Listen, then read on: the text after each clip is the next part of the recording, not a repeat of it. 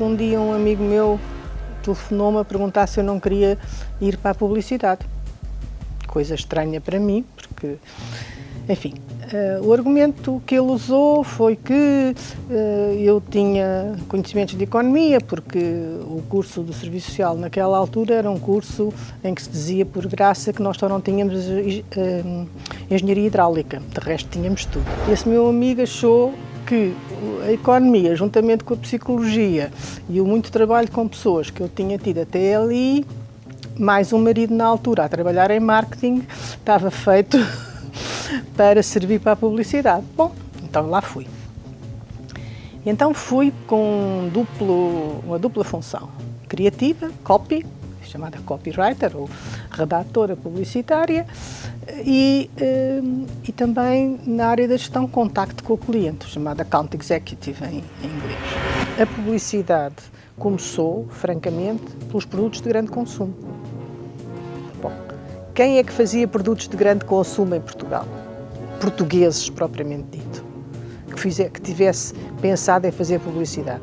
Não, nós conhecíamos a pasta medicinal Couto, não é? Que fez publicidade, era uma exceção, mas de resto a margarina Vaqueiro, era de uma multinacional.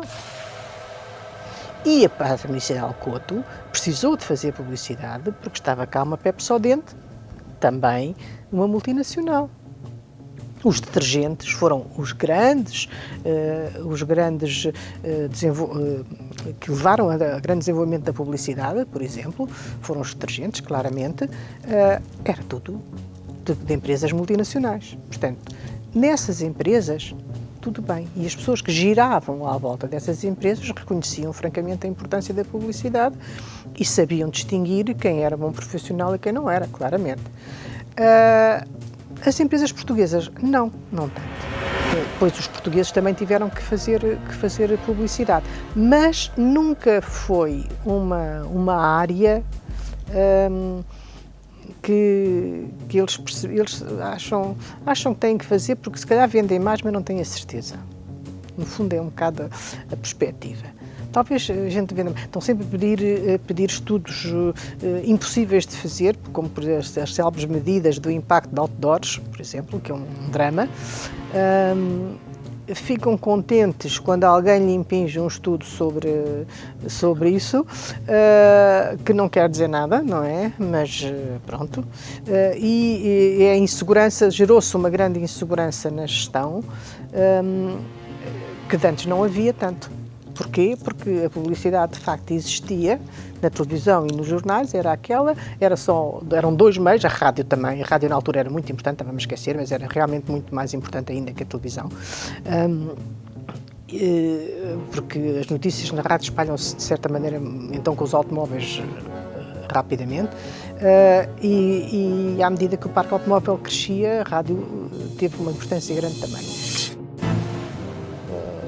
Durante muito tempo, depois do 25 de Abril, as pessoas eram agressivas relativamente à publicidade, ou achavam graça este ou aquele título, ou este ou aquele boneco, mas de resto não eram muito queridas as pessoas da publicidade, para dizer a verdade. As agências de publicidade muito mal vistas, porque toda a publicidade estava ligada, digamos, ao American Way of Life, que era muito contestado na altura e, portanto, foi uma época muito complicada, os administradores fugiram, nós ficámos com uma empresa nas mãos que não queríamos deixar cair porque havia muitas famílias dependentes dali e então tivemos que nos débrouiller, como diriam os franceses, desenrascar o mais que pudemos e de facto conseguimos, no meio de talvez criar uma empresa de publicidade, só juntarem-se as agências todas e ficar uma empresa do Estado, que era assim uma coisa esquisitíssima contra a qual eu lutei, ou então comprar a própria agência, os trabalhadores, outra luta que eu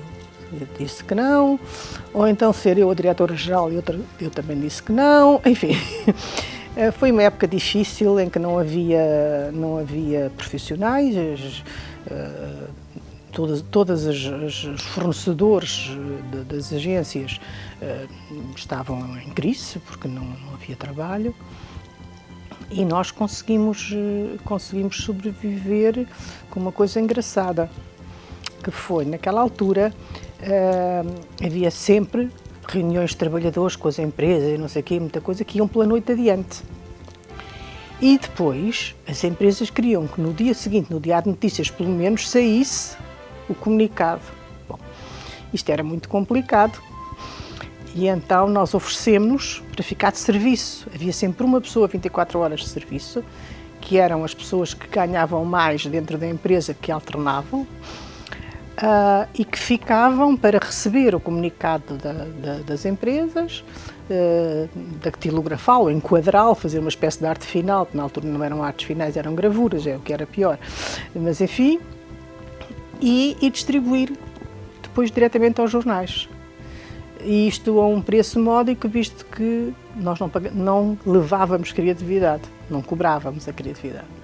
Então andei durante muito tempo pelo bairro Alto, às tantas da madrugada, a distribuir comunicados. Claro que se sentia a censura. Praticamente não era porque nós não entrávamos por aí, mas sabíamos, vamos lá ver, e não entrávamos por aí porque o ambiente em Portugal não era muito de se...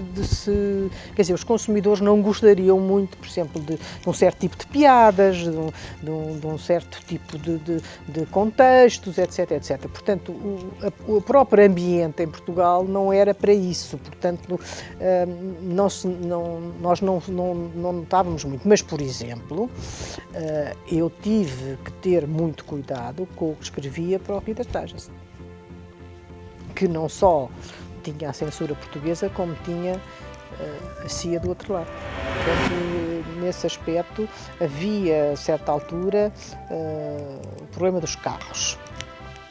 Os carros eram todos vendidos com pin-ups. Ainda hoje são bastante. Bom, e lembro-me que nós na agência que tínhamos um carro, fugíamos disso e não propunhamos isso. Mas éramos nós que não propunhamos e nunca nos foi imposto também fazer isso.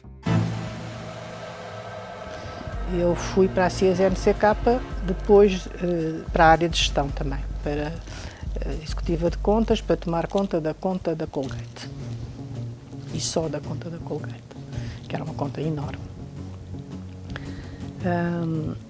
Pronto, lá estive durante um tempo só com a conta da Colgate e depois, a certa altura, alguém da administração da empresa que na altura, dos CTTs, que na altura estava a juntar já a Direção-Geral de Correios com a Direção-Geral de Telecomunicações, foi falar com o meu chefe e disse que se ele me entregasse a conta a mim, ele dava a conta toda das telecomunicações e dos correios de toda a agência. E aí troquei da Colgate Palmolive para as telecomunicações e nunca mais deixei de trabalhar telecomunicações. Eu lembro-me que no caso da campanha do Código Postal foi um concurso. E eu tive muita dificuldade em convencer lá o tal senhor diretor, que disse há pouco que convencia a deixar-me recrutar uma pessoa, a entrar no concurso, porque ele achou que estava feito. Era uma coisa muito grande, a campanha era muito grande. Então, naquela altura, era enorme, foi a maior campanha que se fez, e ele dizia, está feito, nós vamos gastar um dinheirão para nada. Porque o concurso está feito. Eu não acredito que nessa empresa o concurso não esteja feito. Eu lembro-me que fiz, no caso da campanha do Código Postal, que foi toda uma boa parte da campanha do Código Postal, teve que ser feita em vídeo porque, a certa altura, os Correios têm o pessoal todo espalhado por todo o país e ilhas. E nós quisemos sempre dar a conhecer aos trabalhadores dos Correios o que é que ia acontecer, a mecanização postal. E achámos que era uma forma boa, era a televisão. Então conseguimos abrir a televisão de manhã, que ainda não havia televisão de manhã. E fizemos um programa de 20 minutos para a televisão a explicar o que era a mecanização postal, como é que se ia passar, etc, etc, etc. E isso tudo foi filmado em vídeo. Agora pensa o que é filmar horas e horas e horas e horas sem uma anotadora. A mídia no fundo era muito primitiva. Portanto, era muito jornal ainda, muita imprensa, e era a televisão. A televisão era só uma, era RTP. Portanto, não era muito difícil fazer planos de mídia, quer dizer, dentro de um certo orçamento, de uma certa... Não havia grandes estudos, por exemplo, para saber se era melhor isto, aquilo ou aquilo outro. No fundo, eram as tiragens dos jornais que nos davam alguma indicação. E o boca a boca, saber, a televisão era vista com certeza por toda a gente, não havia outra. Eu tinha ido fazer a aprovação com um cliente internacional, aliás, da arte final. Eu estava a trabalhar na agência, na altura tinha vários andares e havia um elevador, e eu tinha levado de elevador a arte final para a sala de reuniões. Sim senhora, aprovada a arte final, tudo bem. Rever a arte final era uma coisa ultra importante, porque se aquilo tinha um erro, era o fim. Bom, tudo bem. Eis não quando sai o anúncio e eu tenho um telefonema do cliente a dizer: esta frase está mal, isto não pode ser, isto não estava na arte final assim, falta uma vírgula. Eu vou ver e faltava a vírgula. Eu tinha revisto a arte final e tinha a certeza que a vírgula estava lá. Bom, fui ao arte finalista, fazer outra vez a arte final, aí acabava-se, era fazer outra vez e tirar do ar e tornar a pôr e não sei o quê. E ele realmente, cadê a arte final não tinha a vírgula. Bom, fazes favor, pões a vírgula, não sei o quê. E ele jurava que tinha posto a vírgula e eu também. Bom, vou outra vez com a arte final para aprovar ao cliente, outra vez no elevador. Quando saio da reunião e vou a subir no elevador, olho de repente para o chão e vejo uma coisa minúscula no chão, que era a vírgula que se descolava e que se tinha descolado pela segunda vez, porque aquilo era uma coisa mínima, não é? Bom, então estava esclarecido o mistério da dita vírgula. Pronto, e os artes finalistas eram sempre umas pessoas com umas mãos preciosas, porque aquilo era de facto tudo ao milímetro, tudo muito bem feito e muito, portanto, completamente precioso, de facto. Para um cliente conseguir imaginar o que lhe estamos a dizer, é preciso que ele tenha uma capacidade visual muito grande, e nem toda a gente tem essa capacidade visual. Há muita gente que não consegue ver no espaço. Então, está a ver, isto vai ver, não está a ver nada. Bom, portanto, muitas vezes, ou ele tem confiança, francamente, com quem está a dialogar, ou se não tem, é um grave problema, porque ele não tem capacidade para ver no espaço. Muitas vezes não tem, além de que, se os publicitários são inseguros naquilo que estão a fazer, porque a gente nunca sabe muito bem ao certo, não pode jurar que aquilo vai dar resultado, os clientes são muito mais que nós, porque estão do lado da empresa, porque têm um patrão em cima que lhes chega à cabeça, etc. E havia coisas engraçadas, porque alguns criativos, lembro-me de uma vez eu ter chegado numa das agências onde eu cheguei, passado nem um mês de lá estar, o cliente telefona-me e diz assim: isto é muito unfair consigo, mas por favor, eu tenho uma campanha há 6 meses à espera que não haja nevoeiro em Peniche. Como? Então, o que é que tinha acontecido? O criativo insistia que aquilo era bonito, era em Peniche. O cliente queria, imagine só, o cliente queria, atenção que o criativo era estrangeiro, ainda por cima. O cliente queria que aquilo fosse um mar com um barco, o postal ilustrado português, hein? E ele escolheu Peniche. Bom, portanto, então aí eu tive que fazer uma reunião com toda a gente, realizador incluído, a dizer: acabou-se Peniche. Do ponto de vista do contacto, tem que haver bom senso, por um lado, e saber falar alto com argumentos de outra, porque não se pode deixar um cliente à espera de 6 meses de uma campanha. O lançamento era atrasado dos produtos, atenção, isto era numa época que hoje isso era inimaginável, era atrasado por causa de não haver do nevoeiro de Peniche. Não pode ser. Naquela altura fazíamos todos os estudos, íamos para os locais de venda, ver como é que não era, punha na prateleira, tirava da prateleira, não sei o quê, isso era tudo. Pelo menos os que trabalhavam comigo eram obrigados a fazer isso, para se ter argumentos para dizer ao cliente e fomos mostrar ao cliente. Mostrámos ao cliente, lá vendemos a embalagem, não sei o quê, ele ouviu, levantou-se e disse: não quero saber mais de vocês, não fizeram o que eu queria. E o que é que o senhor queria? Queria uma embalagem igual a uma estrangeira exatamente igual. E nós dissemos: nós não podemos copiar embalagens, é proibido. De certa maneira, os clientes tendem a impor determinadas preços, sobretudo, diria,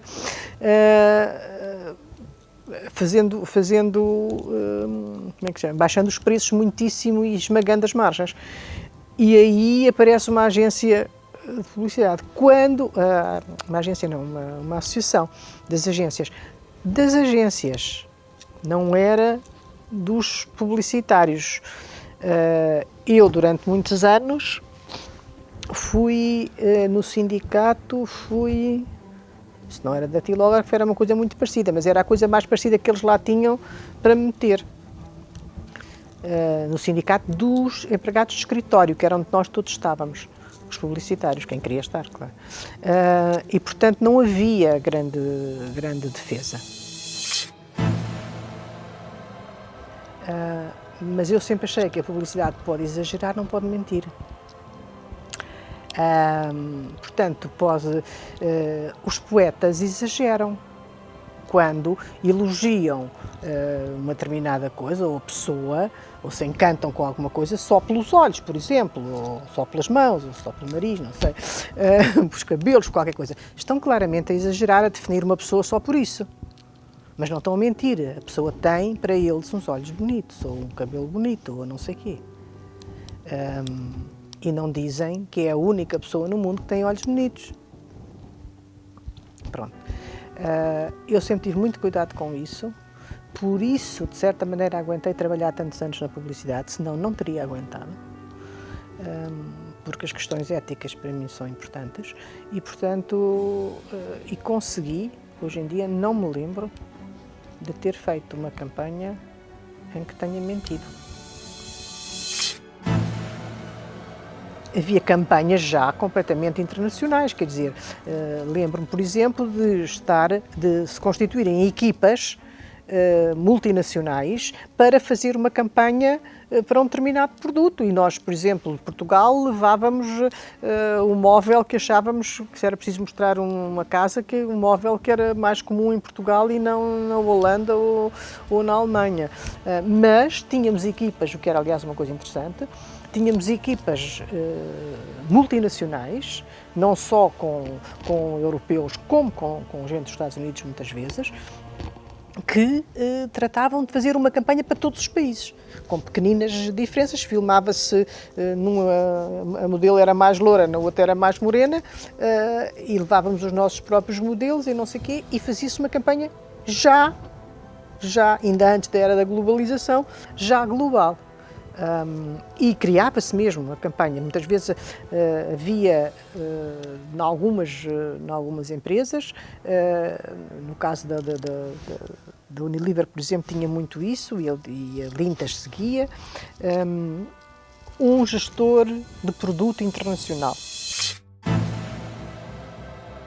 Porque em 80, em 80 mesmo, acho que no ano mesmo de 80, o Dr. Carlos Amado, que era o diretor do Instituto de Novas Profissões, onde o meu marido já era professor, e sabendo que eu estava na publicidade, convidou-me para ir remodelar a parte de publicidade do curso de Relações Públicas e Publicidade. E daí estruturei o curso já, em boa parte, a pensar em comunicação marketing. Ainda foi devagarinho, ainda dei muita publicidade, só técnica publicitária durante 1 ou 2 anos, talvez, mas sempre já a fazer relação com as outras técnicas. Entretanto, as outras técnicas começaram-se também a espalhar em Portugal, mesmo nos clientes nacionais. E aí eu então remodelei isso. E como, de facto, não havia na altura ainda grandes cursos de publicidade, o INP foi perfeitamente vanguardista nessa matéria, aceitou-se que ficava como estava e que toda a gente sabia qual era o conteúdo. Pronto. Mas eu tive pena porque, de facto, depois, quando apareceram outros cursos, passou a ser redutor, chamar-se só publicidade. As relações públicas eram ainda muito o ser simpático, receber bem, almoçar, jantar, cocktail, etc. Portanto, era digamos, o ser simpático para o cliente e tal. E a publicidade era muito fazer uns desenhos e pôr no jornal, com uns títulos engraçados e umas coisas assim. Daí que estivesse ainda muito na mão de escritores e de gente formada nas Belas Artes ou na António Rui. António Rui foi mais dirigida, se calhar, as pessoas iam mais para as gráficas e assim, ou para o design, depois mais tarde, e a Escola de Belas Artes, toda a gente que queria fazer pintura ou que queria fazer outra coisa qualquer na área artística ganhava dinheiro estando a fazer publicidade. Já disse. Hoje não sei muito bem o que é que se passa, só tenho noção de que alguma coisa se passa pelo resultado final, pelo que vejo nas televisões, nos jornais e tal. Devo dizer que algumas coisas me deixam bastante admirada, como é que passam, porque além de serem algumas incompreensíveis, outras muito simbólicas, e o simbolismo não é interpretado da mesma maneira por toda a gente, portanto admiro-me francamente que deixem passar coisas tão simbólicas muitas vezes, mas eu estou longe dessa área e hoje há, além disso, uma mudança muito grande, é que o próprio consumidor é ele próprio publicitário, é um meio, portanto, o Facebook, todas as novas tecnologias levam a que o próprio consumidor aconselhe, fale, diga, mostre sites, produtos, marcas, etc., de que gosta aos seus outros interlocutores. Assim como as empresas, muitas delas, passaram para o lado do consumidor uma série de funções, de que é exemplo máxima distribuição. Você tem que ir à prateleira buscar, tem que meter no carrinho, tem que ficar na fila, tem que levar para casa, vai lá que alguns já levam a casa, mas é só a partir de um certo nível de investimento, etc, etc. Portanto, o trabalho está do seu lado, não é? As promoções empurram enormemente os estoques para casa dos consumidores. Portanto, esta parte de passar da empresa para o consumidor, uma parte do trabalho, também se passou ao nível da comunicação. Portanto, o consumidor passou a fazer publicidade para a empresa de graça. Quer dizer, aliás, basta ver os logos nas camisolas, nas malas, nos não sei quê, etc, etc. Eu lembro-me de uma vez ter tido, ainda estava nas agências, uma discussão com uma colega minha, que ela achava que era ótimo andar com coisas com marcas grandes, tinha muito orgulho disso, não sei o quê, era uma das formas de ser simpática para o cliente, não sei o quê, e eu recusava-me terminantemente a trazer marcas. E ainda hoje me recuso. E, portanto, mas sou uma exceção, completamente uma exceção. porque a maior parte das pessoas traz marcas e gosta de trazer e pronto, está no seu direito, mas é verdade que está a fazer publicidade de graça às empresas. Pelo que vejo aparecer na televisão, nos jornais, na imprensa e na rádio, parece-me um pouco que se perdeu bastante esta noção de que estamos a comunicar com alguém e não connosco próprios.